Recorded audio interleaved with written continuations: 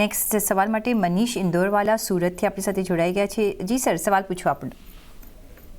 હા સર, મારી પાસે વેદાંતાના 500 શેર છે જે મારા એવરેજ 300 રૂપિયાના ભાવના છે. તો મારે હમણાં હોલ્ડ કરવા જોઈએ કે બાય કરવા જોઈએ? કેટલો વખત તમે હોલ્ડ કરશો?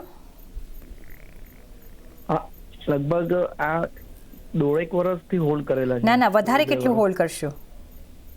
વધારે તો અમે હજુ હોલ્ડ કરી શકીએ, વર્ષ 1.5 વર્ષ. ઓકે, વર્ષ 1.5 વર્ષ તમે વેદાંતાને હોલ્ડ કરી શકો છો અને વર્ષ 1.5 વર્ષથી તમારી પાસે કાઉન્ટર છે, નફો તમને થઈ રહ્યો છે. જગદીશભાઈ, વેદાંતા કઈ રીતના જોવું જોઈએ લોંગ ટર્મ માટે?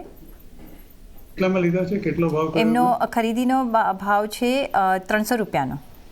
300 રૂપિયા, ઓહો, તો સારા એ પ્રોફિટમાં છે અત્યારે. તો 456 રૂપિયા છે અને 526-27 સુધી એનો લાઈફ ટાઈમ હાઈ પણ ગયો છે. વેદાંત આપણે જાણીએ છીએ કે સૌથી વધારે જે મોટા ભાગના રોકાણ જે કરતા હોય છે પૃથ્વીબેન, એ just only because of the dividend.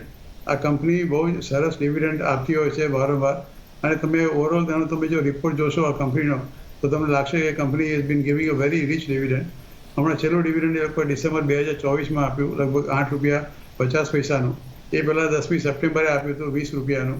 એ પહેલાં 2 ઓગસ્ટે આપ્યું હતું 4 રૂપિયાનું. એ પહેલાં 24 મેએ આપ્યું હતું 11 રૂપિયાનું. એટલે આમ તમે જુઓ તો 2024-25માં આ કંપનીએ લગભગ આ ટોટલ તમે સરવાળો કરો તો લગભગ 40-45 રૂપિયાનું તો ખાલી ડિવિડન્ડ એમને આપ્યું છે. એટલે એમની કિંમત તો હજી પણ ઘટી ગઈ હશે.